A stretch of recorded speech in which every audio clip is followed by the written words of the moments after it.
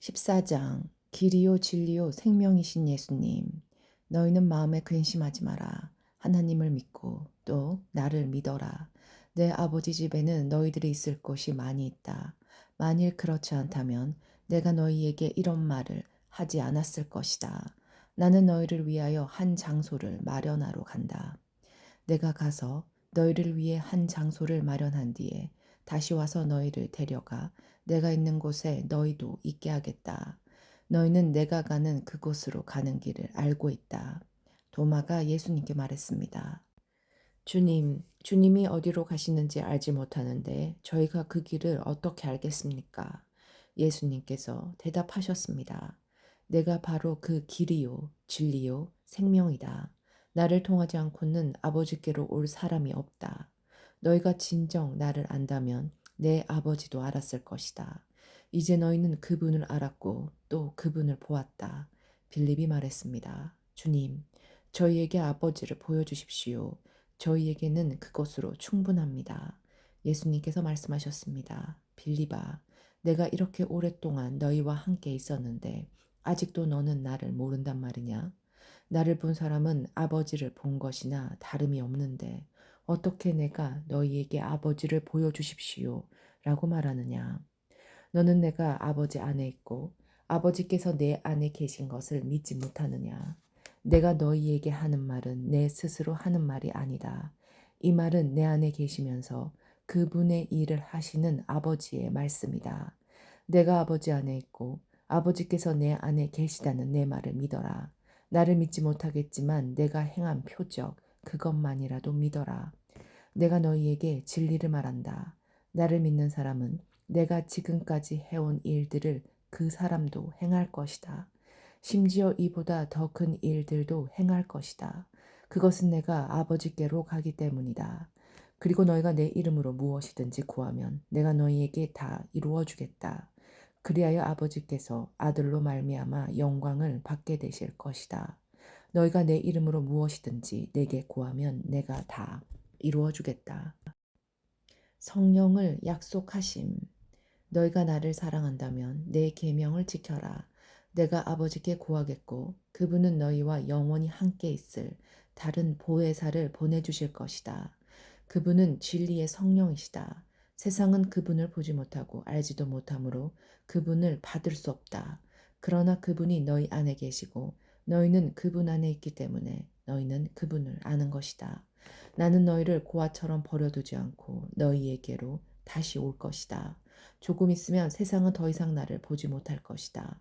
너희는 나를 볼 것이다. 그것은 내가 살고 너희도 살 것이기 때문이다. 그날에는 내가 내 아버지 안에 있고 너희가 내 안에 있고 내가 너희 안에 있는 것을 너희가 알게 될 것이다.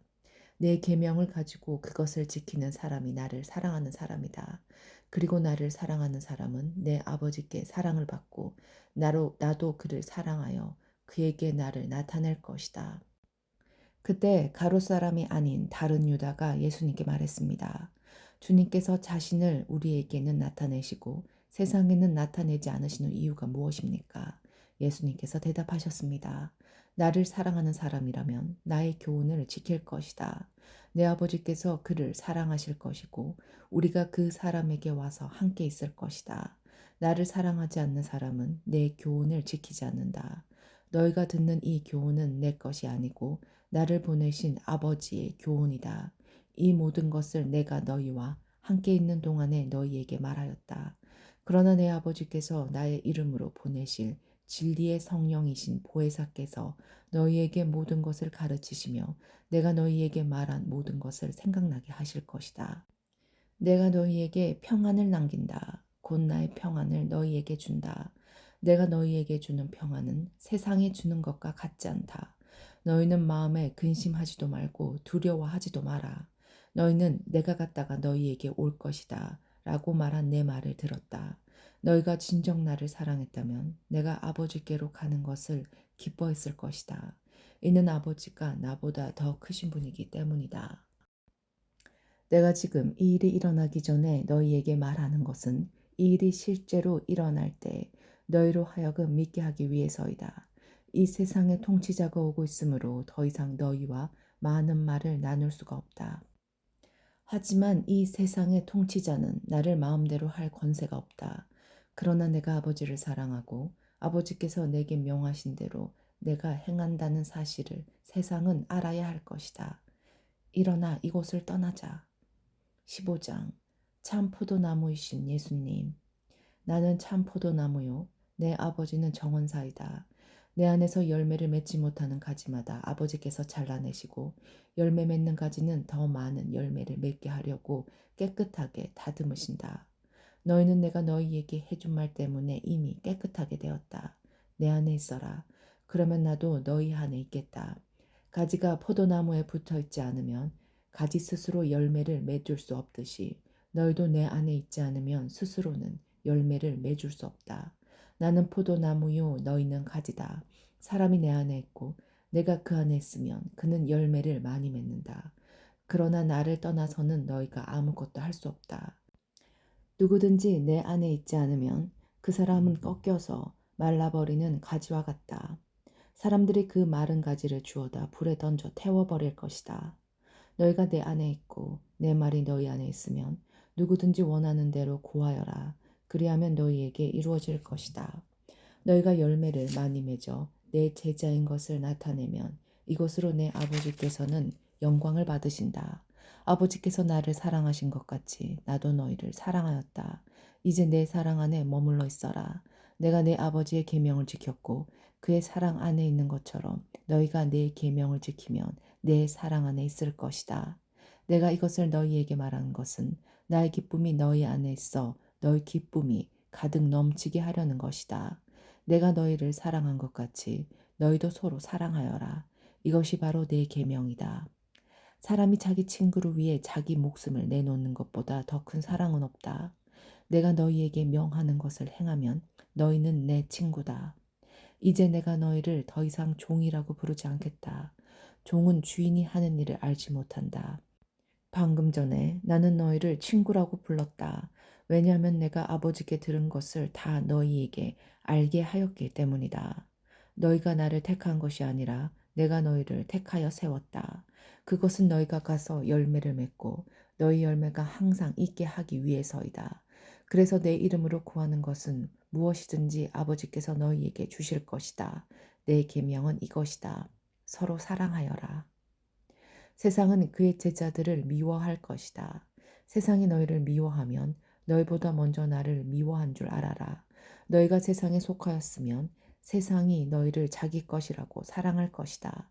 그러나 너희가 세상에 속하지 아니하고 내가 너희를 세상에서 선택하였으므로 세상은 너희를 미워할 것이다. 내가 너희에게 종이 주인보다 더 크지 않다고 한 말을 기억하여라.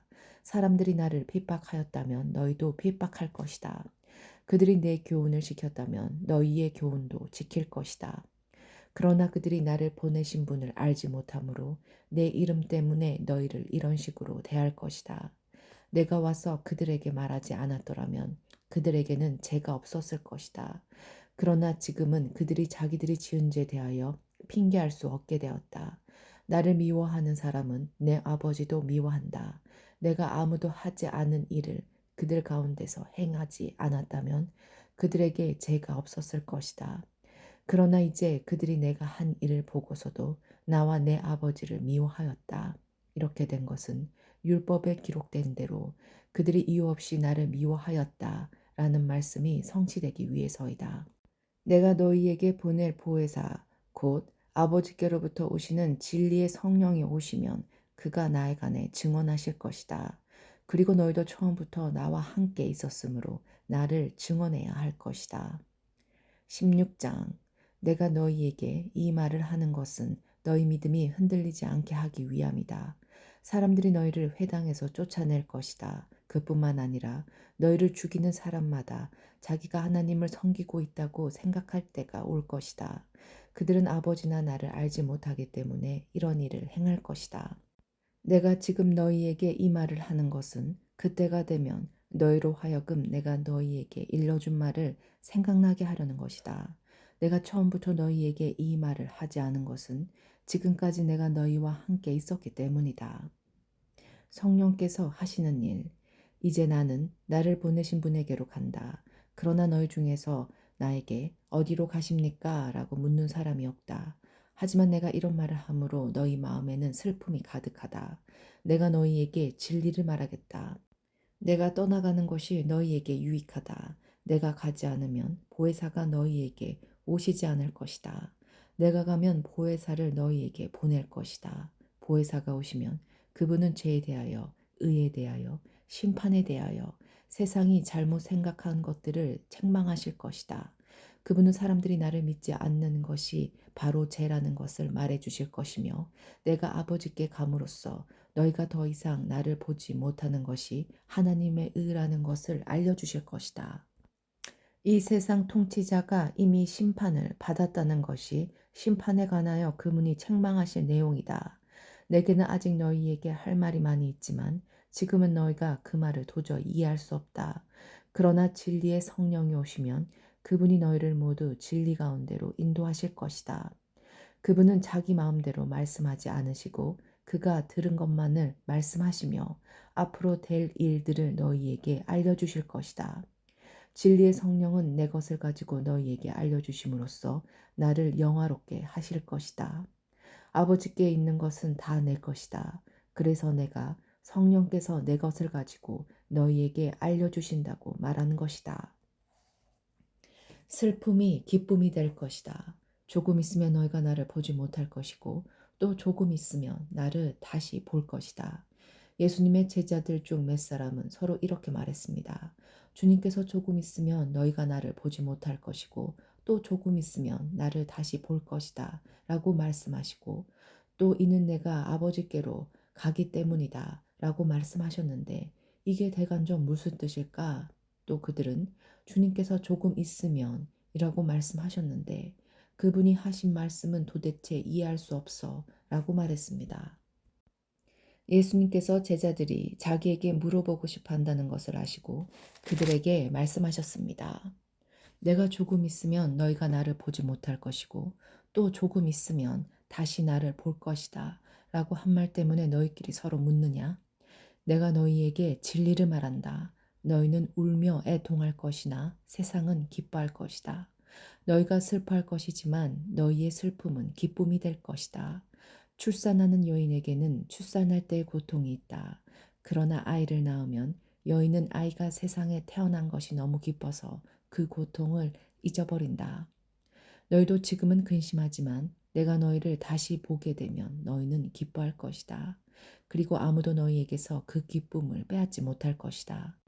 그때는 너희가 내게 아무것도 구하지 않을 것이다. 내가 너희에게 진리를 말한다. 너희가 내 이름으로 아버지께 무엇이든지 구하면 그분이 너희에게 주실 것이다. 지금까지는 너희가 내 이름으로 아무것도 구하지 않았다. 그러나 구하라. 그러면 너희가 받을 것이요. 너희 기쁨이 가득 찰 것이다. 내가 세상을 이기었노라. 내가 지금까지는 이것을 비유적인 말로 너희에게 말하였지만 더 이상 비유적인 말이 아니라 아버지에 관하여 명확한 말로 너희에게 말할 때가 올 것이다. 그날에 너희가 내 이름으로 아버지께 구할 것이다. 내가 너희를 위하여 아버지께 구하겠다는 말이 아니다. 너희가 나를 사랑하고 내가 아버지께로부터 왔음을 믿었기 때문에 아버지께서 친히 너희를 사랑하신다. 내가 아버지를 떠나 세상에 왔으니 이제 세상을 떠나 다시 아버지께로 돌아간다. 그때 제자들이 말했습니다. 이제는 주님께서 우리에게 분명하게 말씀하시고 비유적인 말을 하나도 사용하지 않으십니다. 우리가 이제서야 주님께서 모든 것을 알고 계신다는 것을 깨달았습니다. 아무도 주님께 묻지 않을 것입니다. 이것으로써 우리는 주님께서 아버지께로부터 오신 분임을 믿습니다. 예수님께서 대답하셨습니다. 이제 너희가 믿느냐? 그러나 잘 들어라. 너희가 뿔뿔이 흩어질 때가 다가오고 있으며 이미 그때가 되었다. 너희는 저마다 자기 집으로 흩어지고 나를 혼자 버려둘 것이다. 그러나 나는 혼자가 아니다. 그것은 아버지께서 나와 함께 계시기 때문이다. 내가 이것을 너희에게 말한 것은 너희가 내 안에서 평안을 얻게 하려는 것이다. 이 세상에서는 너희가 고난을 당할 것이다. 그러나 담대하여라. 내가 세상을 이기었다. 17장 예수님의 기도. 예수님께서는 이 말씀을 하시고 눈을 들어 하늘을 바라보시며 기도하셨습니다. 아버지, 때가 이르렀습니다. 아버지의 아들을 영광되게 해주십시오. 아들이 아버지를 영화롭게 하겠습니다. 아버지께서는 아들에게 주신 모든 사람에게 영생을 주려고 모든 사람을 다스리는 권세를 아들에게 주셨습니다. 영생은 곧 한 분이신 참 하나님과 아버지께서 보내신 자 예수 그리스도를 아는 것입니다. 저는 땅에서 아버지를 영광되게 하였고 아버지께서 제게 하라고 주신 일을 완전히 행하였습니다. 그러므로 아버지, 이제는 세상이 창조되기 전에 제가 아버지와 함께 가지고 있던 그 영광으로서 저를 영광되게 해 주십시오. 저는 아버지께서 세상에서 택하여 제게 주신 사람들에게 아버지의 이름을 나타냈습니다. 그들은 아버지의 것이었는데 아버지께서 제게 주셨고 그들은 아버지의 말씀을 지켰습니다. 지금 그들은 제게 주신 모든 것이 다 아버지께로부터 온 것임을 알고 있습니다. 저는 아버지께서 제게 주신 말씀을 이 사람들에게 주었습니다. 그들은 그 말씀을 받았고 제가 아버지로부터 온 것을 진정으로 알았고 아버지께서 저를 보내신 것을 믿었습니다. 이제 저는 그들을 위하여 기도합니다. 세상 사람을 위해서가 아니라 아버지께서 제게 주신 자를 위해 기도합니다. 그것은 그들이 아버지의 것이기 때문입니다. 제 것은 다 아버지의 것이고 아버지의 것은 다 제 것입니다. 그리고 저는 그들로 말미암아 영광을 받았습니다. 저는 더 이상 세상에 있지 않겠지만 이 사람들은 계속 세상에 있습니다. 그리고 저는 아버지께로 갑니다. 거룩하신 아버지, 아버지께서 제게 주신 아버지의 이름으로 저들을 지켜주셔서 우리가 하나인 것 같이 그들도 하나가 되게 하여 주십시오. 제가 그들과 함께 있는 동안 저는 아버지께서 제게 주신 아버지의 이름으로 그들을 지켰습니다. 저는 그들을 보호하였습니다. 멸망의 자식을 빼놓고는 그들 중 한 사람도 잃지 않았습니다. 멸망의 자식을 잃은 것은 성경 말씀이 이루어지게 하기 위함이었습니다. 이제 저는 아버지께로 갑니다. 제가 세상에서 이것을 말하는 것은 저의 기쁨이 그 사람들 속에 충만히 있도록 하려는 것입니다. 제가 아버지의 말씀을 그들에게 주었습니다. 제가 세상에 속하지 않은 것처럼 그들도 세상에 속하지 않았으므로 세상은 그들을 미워하였습니다. 제가 구하는 것은 아버지께서 그들을 세상으로 데려가 달라는 것이 아니라 악으로부터 지켜주시라는 것입니다. 제가 세상에 속하지 않은 것처럼 그들도 세상에 속하지 않았습니다. 그들을 진리로 거룩하게 해주십시오. 아버지의 말씀은 진리입니다. 아버지께서 저를 세상에 보내신 것 같이 저도 그들을 세상에 보냈습니다. 그들을 위해 내 자신을 거룩하게 하는 것은 그들도 진리 안에서 거룩해지도록 하기 위해서입니다. 저는 이 사람들을 위해서만 기도하는 것이 아니라 이 사람들이 전하는 말을 듣고 저를 믿는 사람들을 위해서도 기도합니다. 아버지, 아버지께서 제 안에 계시고 제가 아버지 안에 있는 것 같이 믿는 사람들이 다 하나가 되게 하여 주시고 그들도 우리 안에 있게 하셔서 아버지께서 저를 보내셨다는 것을 세상이 믿게 하여 주십시오. 우리가 하나인 것 같이 그들도 하나가 되게 하기 위해 아버지께서 제게 주신 영광을 이 사람들에게 주었습니다. 제가 그들 안에 있고 아버지께서 제 안에 계십니다. 부디 그들로 온전히 하나가 되게 해주십시오. 그리하여 세상이 아버지께서 저를 보내신 것 같이 아버지께서 저를 사랑하신 것처럼 그들도 사랑하셨다는 것을 알게 해주십시오. 아버지, 제가 있는 곳에 아버지께서 제게 주신 이 사람들이 저와 함께 있게 하여 주시기를 원합니다. 아버지께서 세상이 창조되기 전에 저를 사랑하셔서 아버지께서 제게 주신 그 영광을 그들로 보게 해 주십시오. 의로우신 아버지, 세상은 아버지를 알지 못하지만 저는 아버지를 알며 이 사람들도 아버지께서 저를 보내신 것을 압니다.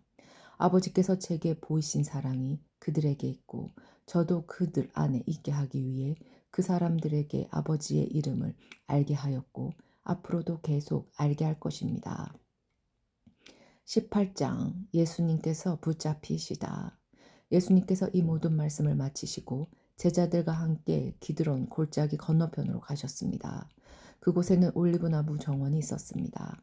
예수님과 제자들은 이 정원으로 갔습니다. 그곳은 예수님이 제자들과 함께 종종 모이셨던 곳이므로 예수님을 배반한 유다도 이곳을 알고 있었습니다. 그래서 유다는 로마 군인들과 대제사장과 바리새인들이 보낸 성전 경비대를 데리고 정원으로 왔습니다. 그들은 등불과 횃불과 무기를 들고 있었습니다. 예수님께서는 자신에게 닥칠 일을 다 아시고 그들 앞으로 나서며 물으셨습니다. 너희가 누구를 찾느냐? 그들은 나사렛 사람 예수다 라고 대답했습니다. 예수님께서 그 사람들에게 내가 그 사람이다 라고 말씀하셨습니다. 예수님을 배반한 유다도 그들과 함께 거기에 서 있었습니다. 예수님께서 내가 그 사람이다 라고 말씀하셨을 때 사람들은 뒤로 물러나 땅에 엎드렸습니다. 그러자 예수님께서 다시 물으셨습니다. 너희가 누구를 찾느냐? 그들이 나사렛 사람 예수다 라고 대답했습니다. 예수님께서 말씀하셨습니다. 내가 그 사람이라고 너희에게 말하였으니 너희가 찾는 사람이 바로 나라면 이 사람들은 가게 하여라. 이렇게 말씀하신 것은 예수님께서 이전에 아버지께서 제게 주신 자 중에 한 사람도 잃지 않았습니다. 라고 말씀하신 것을 이루게 하시려는 것입니다. 그때 시몬 베드로는 칼을 차고 있었습니다. 베드로가 칼을 빼어 대제사장의 종을 쳐서 오른쪽 귀를 베어버렸습니다. 그 종의 이름을 말고였습니다. 예수님께서 베드로에게 말씀하셨습니다. 칼을 집에 꽂아라. 아버지께서 내게 주신 잔을 마시지 말란 말이냐? 대제사장 앞에 서신 예수님. 그 순간 군인들과 천부장과 유대 성정 경비대가 예수님을 체포했습니다. 그들은 예수님을 결박하여 먼저 아나스에게로 끌고 갔습니다. 아나스는 그 해의 대제사장이 가야바의 장인이었습니다. 가야바는 며칠 전에 유대인들에게 한 사람이 백성을 위하여 죽는 것이 더 낫다고 말한 사람이었습니다. 예수님을 부인한 베드로. 시몬 베드로가 다른 제자 한 사람과 함께 예수님을 따라갔습니다. 이 다른 제자는 예수님과 친분이 있는 사람이었기에 그는 예수님과 함께 대제사장의 집들 안으로 들어갔습니다. 그러나 베드로는 문 밖에서 기다려야만 했습니다. 대제사장과 아는 사이인 그 제자가 문 밖으로 나왔습니다. 그가 문 지키는 여자에게 말하여 베드로를 안으로 데리고 들어갔습니다. 문 지키는 여자가 베드로에게 당신은 이 사람의 제자 중 한 사람이 분명 아니지요? 하고 물었습니다. 베드로는 난 아니에요 라고 대답했습니다. 날이 추워서 종들과 성전 경비대가 불을 피워놓고 주위에 둘러서서 불을 쬐고 있었습니다. 베드로도 그 사람과 함께 불을 쬐고 있었습니다. 대제사장이 예수님을 신문함. 대제사장이 예수님이 가르친 말씀과 제자들에 관해 물었습니다. 예수님께서 대답하셨습니다. 나는 세상에 분명히 말하였다. 언제든지 유대인들이 모이는 회당과 성전 뜰에서 가르쳤고 은밀하게 말한 것이 하나도 없었다. 그런데 어째서 내게 묻느냐? 내 말을 들은 사람들에게 내가 그들에게 무엇을 말했는지 직접 물어보아라. 그 사람들은 내가 무엇을 말했는지 알고 있다. 예수님이 이렇게 말씀하실 때 곁에 있던 성전 경비대 중 한 사람이 예수님의 얼굴을 주먹으로 치면서 말했습니다. 대제사장께 이런 식으로밖에 대답하지 못하겠소? 예수님께서 그에게 내가 잘못 말하였다면 그 잘못이 무엇인지 말하여라. 그러나 내가 사실을 말했다면 내가 어째서 나를 치느냐 하고 말씀하셨습니다. 그러자 안나스는 예수님을 결박한 채 대제사장 가야바에게 보냈습니다. 예수님을 3번 부인한 베드로, 시몬 베드로가 서서 불을 쬐고 있었습니다. 여러 사람들이 베드로에게 당신도 저 사람의 제자 중 한 사람이 아닌 게 맞지요? 라고 물었습니다. 베드로가 부인하며 난 아니요 라고 대답했습니다. 대제사장의 종 한 사람이 거기에 있었는데 그 사람은 베드로가 전에 길을 벤 사람의 친척이었습니다. 그가 확신에 차서 말하였습니다. 내가 당신이 그 사람과 함께 정원에 있는 것을 보았소. 베드로는 다시 부인하였습니다. 그러자 바로 그 순간 닭이 울었습니다. 빌라도 앞에 서신 예수님. 그들은 예수님을 데리고 가야바의 집에서 로마 총독의 간조로 갔습니다. 때는 새벽이었습니다. 유대인들은 몸을 더럽히지 않고 유월절 음식을 먹으려고 총독의 간저에 들어가지 않았습니다. 그래서 빌라도가 직접 밖으로 나와 유대인들에게 물었습니다. 당신들은 무슨 죄목으로 이 사람을 고소하는 거요? 그들이 대답했습니다. 이 사람이 범죄자가 아니라면 총독님께 그를 넘기지 않았을 것입니다. 빌라도가 그들에게 말했습니다. 당신들이 직접 그를 붙잡아다가 당신들의 법대로 재판하시오. 유대인들은 빌라도에게 우리에게는 사람을 죽일 고난이 없습니다. 라고 대답했습니다. 이로써 예수님께서 자신이 어떠한 죽음을 맞을 것인지에 관해 전에 하셨던 말씀이 이루어졌습니다. 빌라도는 다시 관저로 들어갔습니다. 그리고 그 안으로 예수님을 불러들여 예수님께 물었습니다. 당신이 유대의 왕이요? 예수님께서 말씀하셨습니다. 이것은 내 스스로 하는 말이냐 아니면 다른 사람들이 나에 관하여 내게 한 말이냐? 빌라도가 대답했습니다. 나는 유대인이 아니요. 당신의 민족과 대제사장들이 당신을 나에게 넘겼소. 당신은 무슨 짓을 행했소? 예수님께서 대답하셨습니다. 내 나라는 이 세상에 속하지 않았다. 만일 내 나라가 이 세상에 속한 나라였다면 내 종들이 싸워서 내가 유대인들에게 잡히지 않게 했을 것이다. 이제 내 나라는 이 땅에 속한 것이 아니다. 빌라도가 말했습니다. 그렇다면 당신이 왕이란 말이요? 예수님께서 대답하셨습니다. 너는 나에게 왕이라고 바르게 말하는구나. 사실 나는 이것을 위하여 태어났으며 이것을 위해 세상에 왔다. 나는 진리에 대해 증언하려고 왔다. 진리에 속한 사람은 내 말을 듣는다. 진리가 무엇이요? 빌라도가 물었습니다.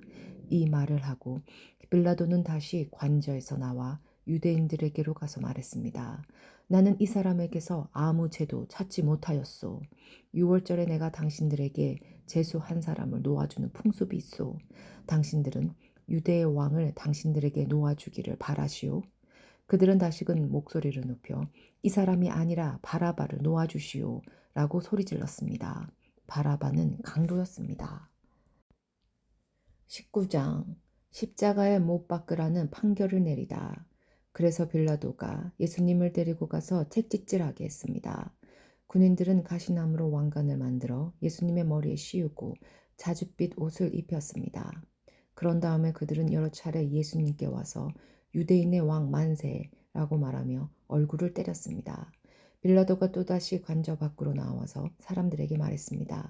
자, 내가 예수를 당신들에게 데리고 나오겠소. 내가 그를 고소할 아무런 죄도 발견하지 못한 것을 당신들은 알게 될 것이요. 예수님께서 과시간을 쓰고 자줏빛 옷을 입고 나오시자 빌라도가 유대인들에게 말하였습니다. 보시오, 이 사람이요. 대제사장들과 성정 경비병들이 예수님을 보고 목소리를 높여 외쳤습니다. 십자가에 못 박으시오. 십자가에 못 박으시오. 빌라도가 그들을 향해 이렇게 말했습니다.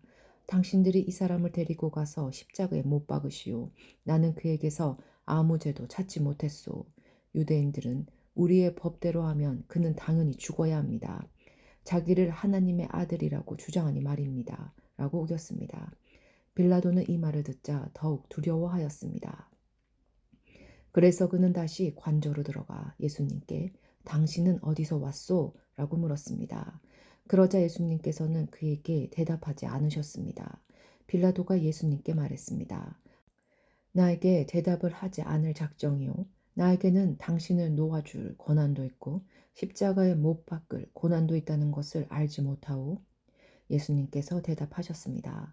그 권세가 위에서 주어진 것이 아니라면 내게는 나를 해할 어떤 고난도 없다. 그러므로 나를 너에게 넘겨준 그 사람의 죄는 더 크다. 그때부터 빌라도는 예수님을 놓아주려고 애를 썼습니다. 그러나 유대인들은 소리를 지르며 만일 당신이 이 사람을 풀어주면 당신은 가이사의 지지자가 아닙니다. 자신을 왕이라고 하는 사람은 가이사를 반역하는 자입니다. 라고 외쳤습니다. 빌라도는 이 말을 듣자 예수님을 데리고 나와 돌로 포장된 바다, 갈로 열고 아람어로는 가바다, 갈로 닫고 에 마련된 재판석에 앉았습니다. 때는 6월절 주간의 예비일이었고 낮 12시쯤이었습니다. 빌라도가 유대인들에게 말했습니다. 보시오, 당신들의 왕이요. 그 사람들은 소리를 질렀습니다.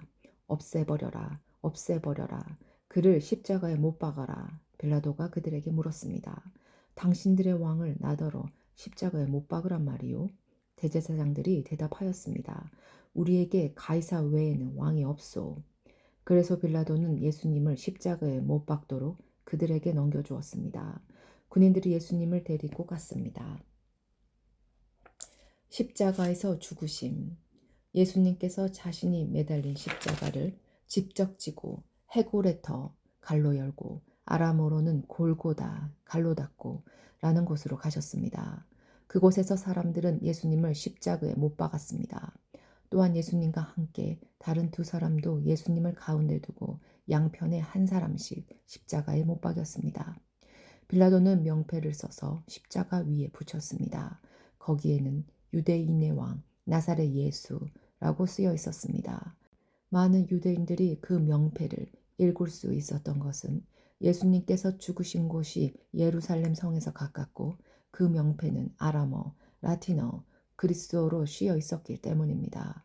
유대인의 대제사장들이 빌라도에게 유대인의 왕이라 쓰지 말고 나는 유대인의 왕이다 라고 쓰십시오 하면서 억지를 부렸습니다.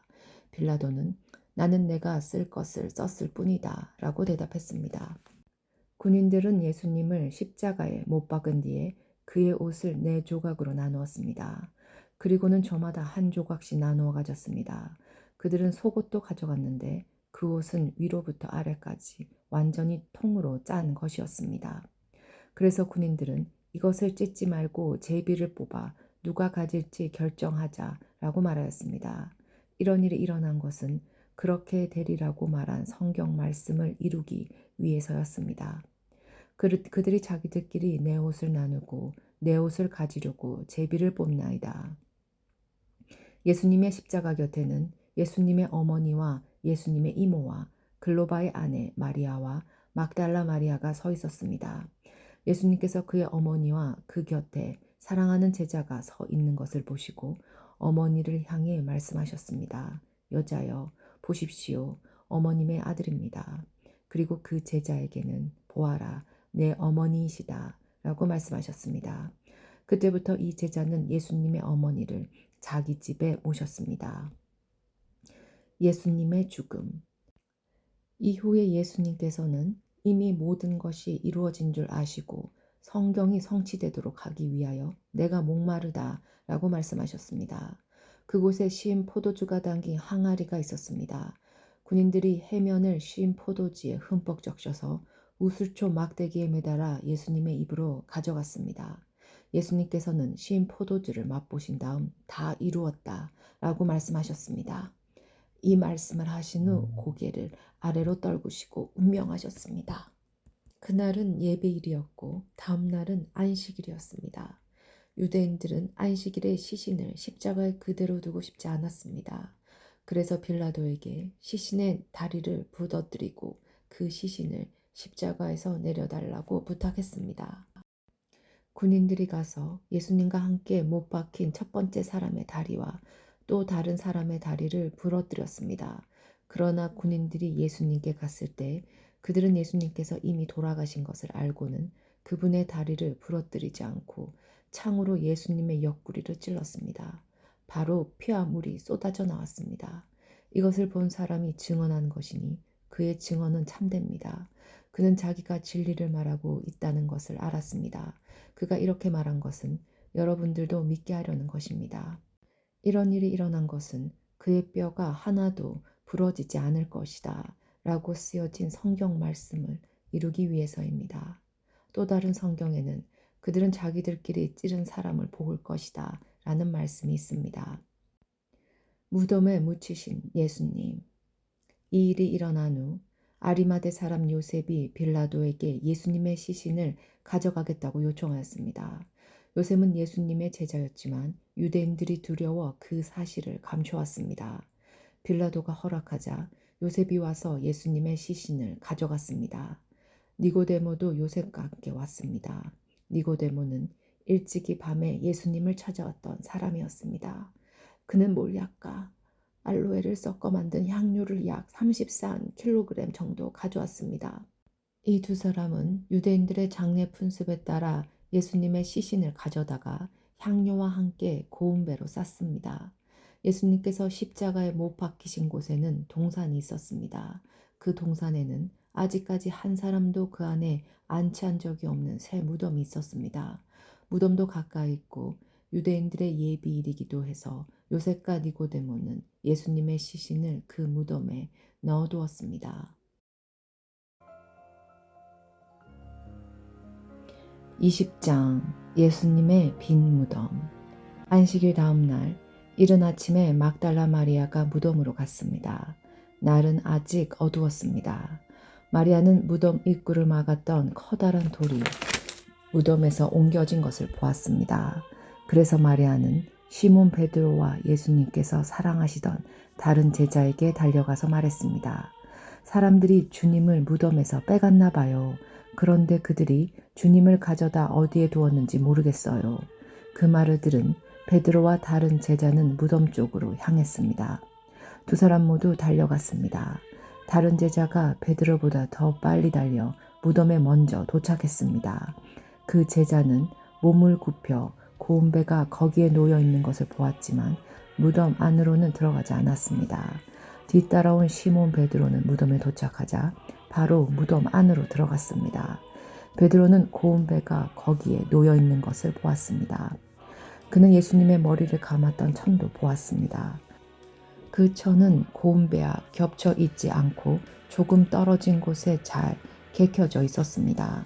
그제서야 무덤에 먼저 왔던 다른 제자도 무덤 안으로 들어와 보고 믿었습니다. 이때까지만 해도 제자들은 예수님께서 죽음에서 살아나야 한다는 성경 말씀을 깨닫지 못했습니다.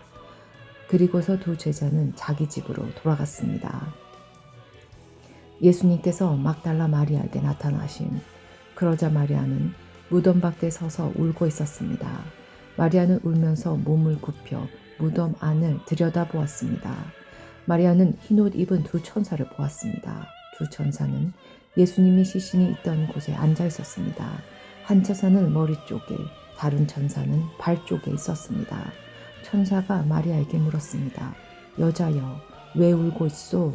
마리아가 대답했습니다. 사람들이 우리 주님을 어디론가 가져갔는데 주님을 어디에 두었는지를 알지 못하겠습니다. 마리아가 이 말을 하고 뒤를 돌아보자 거기 예수님께서 서 계셨습니다. 그러나 마리아는 그분이 예수님인 줄 알지 못했습니다. 예수님께서 마리아에게 물으셨습니다. 여자여, 왜 울고 있느냐? 누구를 찾고 있느냐? 마리아는 그분이 동산 갈릴리인 줄로 생각하고 당신이 그분을 다른 곳으로 옮겨 놓았다면 어디로 옮겨 놓았는지 말씀해 주세요. 그러면 제가 모셔갈게요. 라고 말했습니다. 예수님께서 마리아에게 마리아야 라고 말씀하셨습니다. 마리아는 예수님께 몸을 돌려 알아보려 라보니 라고 외쳤습니다. 갈로 열고 이 말은 선생님이란 뜻입니다.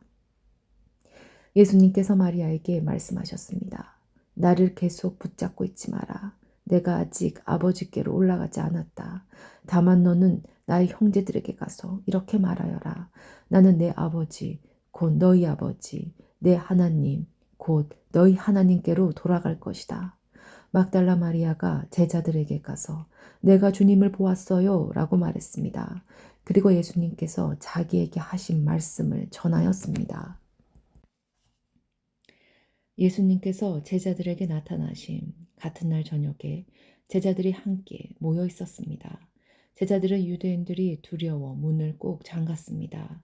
그곳에 예수님께서 오셔서 그들 가운데 서서 말씀하셨습니다. 너희에게 평강이 있을지어다.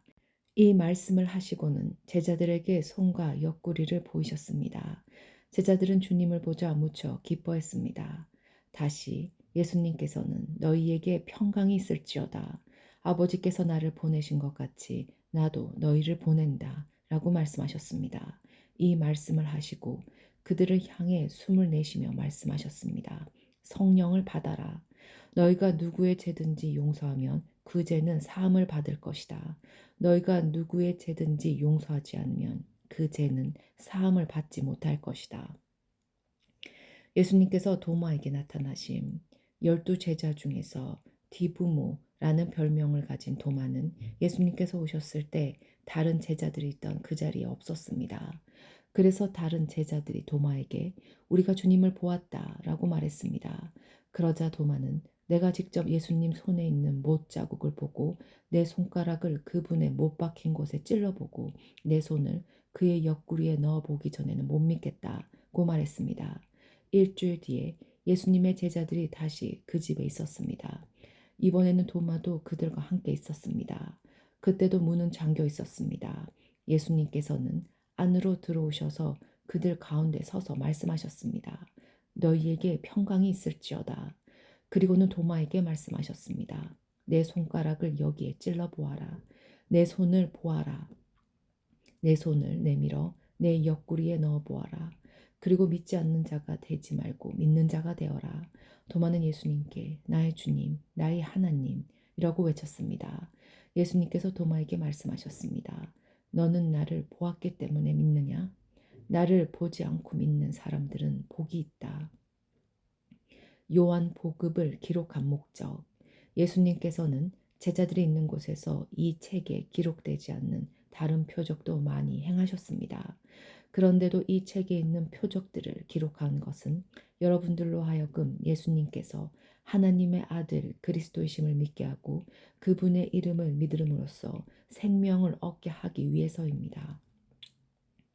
21장 예수님께서 일곱 제자들에게 나타나심. 이 일이 일어난 후 예수님께서 디베라 호수에서 제자들에게 다시 자신을 나타내셨습니다. 시몬 베드로, 디두모라는 별명을 가진 도마, 갈릴리 가나 사람 나다니엘, 세베대의 두 아들, 그리고 다른 두 제자가 함께 있었습니다. 시몬 베드로가 다른 제자들에게 나는 물고기 잡으러 간다라고 말했습니다. 다른 제자들이 우리도 너와 함께 가겠다라고 말했습니다. 그래서 그들은 밖으로 나가서 배에 올라탔습니다. 그러나 그날 밤에는 한 마리도 잡지 못했습니다. 다음 날 아침 일찍 예수님께서 호숫가에서 계셨습니다. 그러나 제자들은 그분이 예수님인 줄 알지 못하였습니다. 예수님께서 그들에게 말씀하셨습니다. 친구들이여, 한 마리도 못 잡았느냐? 제자들이 대답했습니다. 네, 한 마리도 잡지 못했습니다. 예수님께서 말씀하셨습니다. 그물을 배 오른편에 던져라. 그러면 물고기를 잡을 것이다. 그들은 시키는 대로 했습니다. 그러자 고기가 너무 많아 그물을 배 안으로 끌어올릴 수가 없었습니다. 예수님께서 사랑하시던 제자가 베드로에게 말했습니다. 주님이시다. 베드로는 주님이라는 말을 듣자마자 벗고 있던 겉옷을 몸에 두르고는 물로 뛰어들었습니다. 다른 제자들은 고기가 가득한 그물을 당기며 배를 저 호숫가에 댔습니다. 그들은 호숫가로부터 약 90m 정도 떨어진 그리 멀지 않은 곳에 있었기 때문입니다. 제자들이 호숫가에 다 땅에 내리니 숯불이 피워져 있는 것이 보였습니다. 불 위에는 생선이 놓여 있었고 빵도 있었습니다. 그때 예수님께서 너희가 방금 전에 잡은 생선을 가져오너라 하고 말씀하셨습니다.